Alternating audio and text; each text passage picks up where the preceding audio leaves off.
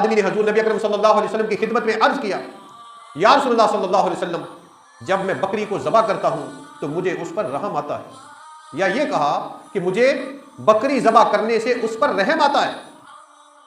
آپ صلی اللہ علیہ وسلم نے فرمایا، اگر تجھے بکری پر رحم آتا ہے تو اللہ تعالیٰ تجھ پر رحم فرمائے گا۔ یعنی یہ جو تیرے دل میں احساس ہے کہ بکری کو ذبح کرتے ہوئے تمہیں بکری پر ترس آتا ہے، رحم آتا ہے، تو اس کا مطلب ہے یہ رحم تیرے لیے ایک نعمت ہے اللہ کی طرف سے۔ اس رحم کا ہونا اس بات کی نشاندہی کرتا ہے کہ تیرے دل میں اللہ تعالیٰ نے ایمان پیدا کر دیا، اور اس ایمان کی وجہ سے تیرے دل میں رحم ہے، اور تیرے رحم کی وجہ سے تجھے بکری پر ترس آتا ہے، رحم آتا ہے۔ تو پھر تیرے لیے خوشخبری یہ ہے کہ اگر تیرے دل کا احساس یہ ہے تو پھر اللہ تعالیٰ تجھ پر رحم فرمائے گا۔ پھر اگر انسان کسی انسان پر رحم کرے گا تو اس پر اللہ تعالیٰ کتنا کرم فرمائے گا۔ یہ ہمارے سوچنے والی بات ہے، مگر افسوس یہ ہے کہ ہمارے دل رحم سے خالی ہو گئے، ہمارے ضمیر مردہ ہو گئے، ہمارے باطن اس قدر سیاہ ہو گئے ہیں کہ ہمارے دلوں سے ایمان کا نور اور ایمان کی روشنی نکل گئی۔ اس لیے ہمیں پرواہ نہیں،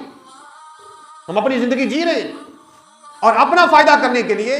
کسی کا بے شک جتنا مرضی نقصان ہو جائے ہم پرواہ نہیں کرتے۔ لیکن یاد رکھ لیں کہ ایمان فقط خالی خولی نام لینے کا نام نہیں ہے کہ ہم اپنی زبان سے کہتے ہیں آمنت باللہ، کہ ہم اللہ پر ایمان لائے تو اللہ تعالیٰ اس بات کو مان لے کہ ٹھیک ہے تو مسلمان ہو گیا، مومن ہو گیا۔ نہیں، جب تک ایمان کے تقاضے پورے نہیں کریں گے، ایمان کی شرائط اور ایمان کے قواعد و ضوابط پر عمل نہیں کریں گے جو اللہ اور اس کے رسول نے ہمارے لیے مقرر فرما دیے ہیں، تب تک ہم ایمان والے نہیں بن سکتے۔